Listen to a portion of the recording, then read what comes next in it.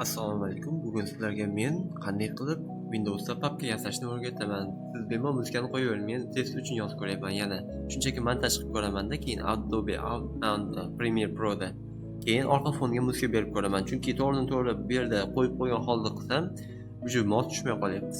Shuning uchun bu yerda qanaqa papka yasashni bitta ko'rsatib beramanda, keyin Adobe Premiere Pro'ga kirib, buni montaj qilib ko'ramiz.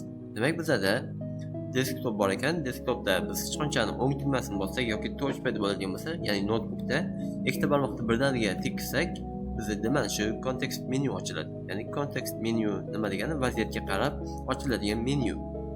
Va qanday vaziyat deydigan bo'lsak, masalan, biz mana shu desktopni o'zida bosadigan bo'lsak, mana shu kontekstga moslashar ekan.